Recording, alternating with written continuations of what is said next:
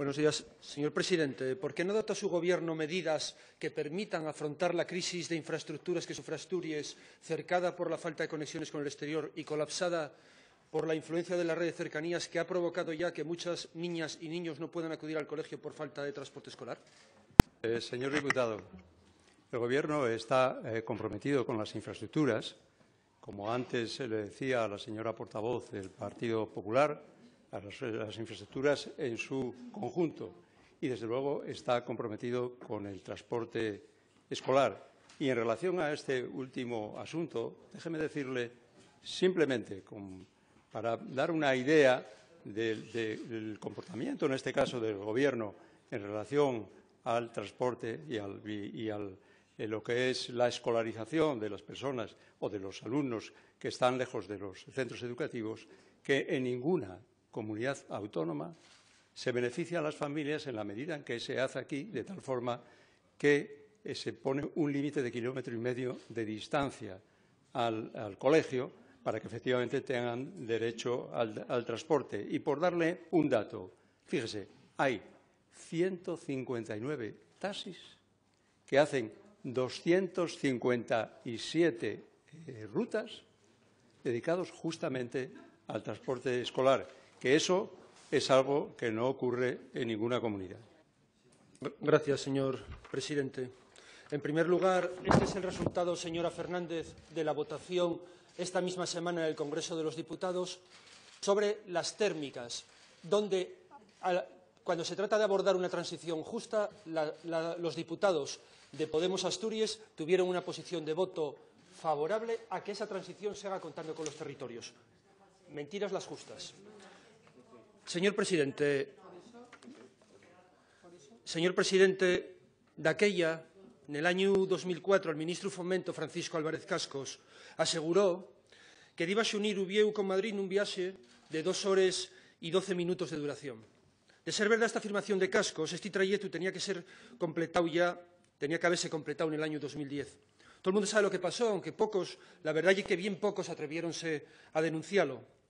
Cuando los ministros de Fomento y de Economía de la época, el propio Cascos y Rodrigo Rato, respectivamente, ponían la primera piedra en la obra del 2004, anunciaron que les mismes deben costar a les arques del Estado 1.990 millones d'euros. Anguaño estímase que los costes totales pueden llegar a los 4.000 millones d'euros con unos sobrecostes de más de 2.000 millones. De las 2 horas y 12 minutos de viaje a Madrid pasamos a los 2.000 millones de sobrecostes en una trama oscura de dinero que cambia de bolso con administraciones que se echen les culpes sin que nadie piense en el bienestar de los asturianes. La administración central búrllase de los intereses de Asturias y el Ejecutivo asturiano ni sabe ni contesta ni pon igua a nada. Como decía Marx na súa obra El 18 de Brumario de Luis Bonaparte, la historia repítese 2 veces, de mano como traxedia, después como farsa. La historia de las infraestructuras asturianas sigue lamentablemente este patrón. Vamos a pensar en el peaje del Huerna. Hay que recordar que José Luis Rodríguez Zapatero, en su programa electoral del 2004, antes de llegar a la Moncloa, prometió la supresión del peaje en la autopista. Y hay que recordar que esta promesa llevó al aire.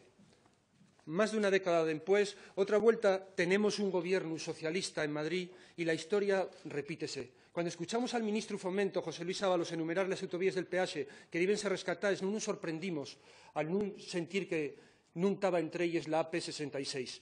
Y es bien triste que no nos sorprenda que Asturias sea la comunidad que paga los platos rotos de una financiación a la carta, pero la tragedia conviértese en una farsa cuando las agrupaciones socialistas locales asturianes comiencen a registrar mociones en los concellos exigiendo la supresión del Huerna. El PSOE también presentó una PNL en esta misma Xunta General para pedir la eliminación del peaje.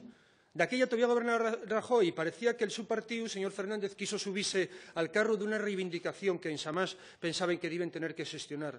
Sin embargo, como anunciaba el propio consejero de Infraestructuras, Fernando Lastra, las administraciones socialistas no tienen la intención de eliminar el peaje. ¿Qué hay que decir a los vecinos y a las vecinas de los concellos que aprobaron estas mociones a instancias del PSOE para suprimir este impuesto? Hay que falar de traición. Hay que explicarles que lo que val como propaganda mientras está en la oposición ya no val cuando se gobierna. Señor presidente, diva ser interesante revisar esta proposición non de lei que el seu grupo parlamentario presentou nesta Cámara, na que instaban ustedes al Gobierno de Rajoy a quitar el peaxe. E se ustedes teñen un plan, puede que podamos ponerlo en práctica en común. Si nada más se trataba de propaganda, Asturias entonces tiene un problema y un Gobierno que miente. Asturias tiene un problema porque algunos pretenden que la propaganda sustituya la realidad. Si nos centramos tanto en el peaxe del Huerna, non é nada máis porque sea un símbolo de un agravio para Asturias, sino porque la nuestra tierra está asilá, si me permite la expresión, per mar, per tierra y per aire. El peaxe del Huerna y el fraude de la variante Pallares son a las conexiones per tierra lo que tanto tiempo proyectado Autopista del Mar entre Xixón y Nantes lo son a les marítimes. La Autopista del Mar iba a cumplir una función fundamental, poner Asturias otra vez en el centro de las redes transeuropeas, porque al abrir un corredor intermodal iba a devolvernos la centralidad na comunicación atlántica. Les autopistas del mar y el transporte marítimo de corta distancia están recollidos como uno de los pilares fundamentales de la política europea de transportes, según dice el Libro Blanco de Transportes que ainda tiene vigencia. Non fai mucho el ministro Fomento, Ábalos, también aseguraba las inversiones para poner en marcha las obras de reapertura de una infraestructura que lleva 5 años parada. Si tenemos en cuenta los antecedentes de la variante Pallares y del peaxe del Huerna, parece que tenemos que ser escépticos ante estos compromisos. Y cuando digo que somos escépticos no me refiero solamente a Podemos Asturias. En este caso creo, sinceramente, estamos trasladando un estado de ánimo generalizado en nuestra tierra. Permítame citar a usted, señor Fernández, cuando fai 2 años decía que lo peor que podemos hacer es quedarnos quietos y complacernos por lo alcanzado. Afirmalo usted en Fitur y aseguraba que los mercados prioritarios para aumentar el tráfico aéreo deben ser Reino Unido, Francia, Alemania e Italia. 2 años después, tenemos la sensación de que las conexiones aéreas en Asturias llueñen ir a avanzar hacia una mejor y más asequible conectividad menos hacia algo muy parecido al colapso. Estamos perdiendo líneas y los costos para el usuario encarecense sensiblemente al empar que redúcense las opciones de viaje. Como usted mismo decía, lo peor que podemos hacer es quedarnos quietos y quietes. Lo peor que podemos hacer es buscar a culpables fuera también, esquivar responsabilidades y dejar de lado los mecanismos que tengamos a nuestro alcance. Por eso, preocúpanos particularmente la situación que afrontaron las cercanías asturianas a lo largo de este verano. Y ya entrando en la Seronda, todavía esta misma semana, hubo de ellas incidencias en el servicio del tren y los trastornos que esto causa a la población. Ayer los vecinos y vecinas de Posadellanes manifestábanse para exigir una solución para el paso a nivel que atraviesa su pueblo y que supone un auténtico peligro. Lleven años protestando, como lleven años denunciando las averías y los retrasos constantes la xente de Morea, de Llaviana o de Les Sales. El descarrilamiento anteayer en Muros y el 7º dende el mes de Pallares y la situación non tiene pinta de mellorar pa nada. Lo peor que podemos facer é quedarnos quietos. Años llevamos pidiendo un plan de cercanías. No solo nosotros y nosotros desde Podemos Asturias, sino de ellos colectivos de usuarios y de usuarios del tren. Y esta situación desastrosa non cae del cielo como la lluvia, sino que é consecuencia de políticas desacertadas o injustas que suelen convertir a Asturias en el chivo expiatorio de los recortes presupuestarios. La inversión en la red de cercanías bajó de los 11,5 millones de 2012 al 1.100.000 del año 2015. Y en los actuales presupuestos la situación non solo non se corrige, sino que Asturias queda a les clares fuera de las prioridades del gobierno de Pedro Sánchez. Y esto viene a confirmar una percepción. Los presupuestos generales son un reflejo del poder y la influencia de las comunidades autónomas, no una solución a las sus necesidades. Y en esto el PSOE está comportándose de forma muy similar al PP. Cuesta encontrar las diferencias, créeme. Y cuesta encontrar también una respuesta al albor de los problemas diarios de los y las asturianes. Aplíquense las normativas, sí, pero con rigor. Aunque nos separe un abismo ideológico, coincido con el espíritu de la intervención que ayer hizo el diputado Medina. Y permítame añadir, sin restar peso a los argumentos expuestos, que la crisis de las infraestructuras asturianas enyacen a diversos niveles. La falta de inversiones en Asturias, el estado de las carreteras en muchas zonas rurales, los retrasos y averías en la red ferroviaria, el despoblamiento y la insuficiencia de los servicios en buena parte de la zona oriental y occidental, dibujan un panorama, como non, realmente complejo para la escuela rural. Neste fin del verano, aunque ya hay un fecho que viene sucediendo dende años, encontrámonos con que en el suroccidente de ellos rapacinos y rapacines non están pudiendo empezar el curso escolar porque non hai transporte que los recuella nos pueblos. Hay escolinos y escolines que tienen que ir per calelles para ir a estudiar y padres y madres que tienen que ponerse en huelga con la esperanza de que la administración os faiga caso. Non é verdad, como se dio a entender en aquellas ocasiones por educación, que se trata de 8 o 10 niños y niñas que tienen estos problemas. Como gobernantes tenía que darnos vergüenza, tenía que darnos vergüenza que esto esté pasando en el siglo XXI en este país. Otra manera, bien saben en las zonas rurales los esfuerzos que tienen que hacer las familias para superar todos los pilancos con los que se atopen el día a día. Voy acabando ya, señor presidente. Los problemas de mantenimiento de las escuelas, la falta de sofito del Gobierno y las dificultades para fitar población. Voy a resumir la crisis demográfica que afecta al conjunto de la comunidad. No se puede separar de la nuestra crisis de las infraestructuras y ambas son consecuencia de políticas erróneas y de maltrato. Con el PSOE y el PP, una generación de asturianos y asturianas tuvo que emigrar por obligación. La xente moza marchen por culpa del subempleo y la falta de oportunidades en nuestra tierra, como ya advertía Comisiones Obreras en un demoledor informe. Y el su partido, señor Fernández, lleva gobernando muchos años en Asturias y ahora, además, a día de hoy, está también gobernando en España. De alguna vez hay que asumir de alguna responsabilidad. Ya va tocando, señor presidente, ¿no le parece?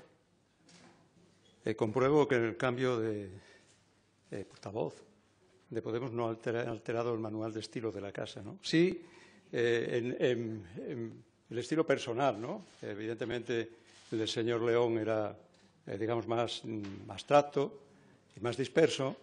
El suyo es más directo y un poco más vehemente. Y además lo hace en asturiano, que me parece muy bien, ¿eh? Entiéndolo perfectamente, aunque yo un poco afectado, no crea. Pero en lo que no ha cambiado, para nada es en el fondo. En el fondo, porque el señor León hacía una cosa que yo ya la entendía. Él no es que el Pisuerga pase por Valladolid, es que él cogía el río y lo hacía pasar por donde le convenía, ¿no? Y entonces enlazaba los dos asuntos. Si usted hace lo mismo, porque habla de las infraestructuras en general y lo conecta con este asunto, preocupa mucho, del transporte escolar, ¿no? Que, en fin, está cogido con pinzas el enlace. Si usted, además, lo sabe, y yo lo que le quería decir, y antes hice algún dato que me parece, bueno, muy clarificador del esfuerzo que se está haciendo, y es que, fíjense, en materia de transporte escolar, el 21%, casi el 21% de los alumnos del segundo nivel de infantil, de primaria y de ESO, tienen este beneficio. Por cierto, también casi todos ellos participan del comedor escolar gratuito. ¿Y saben lo que eso significa en Asturias? Bueno, significa que hablamos de 175 días lectivos, ¿no? Pues mire, 15.000 niños, 15.000 alumnos transportados durante 175 días lectivos, con 942 rutas, con 6.707 paradas y con 948 vehículos cada uno de esos 175 días. Y esto es una logística y un esfuerzo que no tienen la inmensa mayoría de las comunidades autónomas y que de vez en cuando debería reconocerse. Y, desde luego, son problemas que se generan siempre, estos puntuales, al inicio de curso, por cuestiones que tienen que ver con la demografía, con el abandono del mundo rural, etcétera, y no con la situación de las infraestructuras. Por tanto, esa conexión creo que no debería de usted hacerlo. Es verdad que hay algunos asuntos ahora pendientes. Había 10 casos muy concretos. 4 yo creo que están en vías de resolverse, otros 3 también con ayudas individuales. Hay 2 en los que el organismo de transporte, el consorcio, está mirando la posibilidad de recoger en una nueva parada a esos niños sin superar el horario establecido, y 1 en que ahora no tenemos acuerdo con las familias. Pero esto es un asunto diferente. Y luego están las comunicaciones, que antes lo comentaba con la portavoz del Partido Popular, y además me resulta curioso porque usted dice que ahora vamos a ver que ustedes gobiernan. Oiga, y ustedes no cogobiernan, porque lo que yo le oigo al señor Pablo Iglesias es que cogobierna en Madrid, ¿no? Dice, vamos a ver los presupuestos generales. Oiga, vamos a verlo. Vamos a ver cómo influyen ustedes también en esos presupuestos generales para que Asturias tenga esos recursos que usted dice que siempre se le negaron. Vamos a verlo, porque ustedes ahí van a ser corresponsables. En eso y en todo lo que... Porque el servicio de cercanías también es cuestión del Estado. No nos desinhibimos de ello. Y, por cierto, el consejero planteó el desdoble entre Gijón y el Berrón, entre otras cosas, y desde luego que estamos encima de ese asunto. Hay 86 millones pendientes. Bueno, pues queremos que se ejecuten, que se hagan lo más rápidamente posible. Ayúdenos ustedes también con esos presupuestos. No se inhiba y digan que toda la responsabilidad va a ser solo del Grupo Socialista cuando ustedes tienen una capacidad de influencia extraordinaria. Yo le digo lo que entiendo que debe ser, porque usted decía además que ellos decimos a los vecinos y les vecines del Huerna, ¿no? Pues déjeme decirle una cosa. ¿Qué les decimos a los trabajadores de las empresas intensivas en consumo energético en Asturias, ya puestos a ello, ¿no? Se lo digo porque yo tengo aquí una comparecencia del 19 de septiembre de este mes de la ministra Rivera en el Parlamento para bajar la tarifa eléctrica.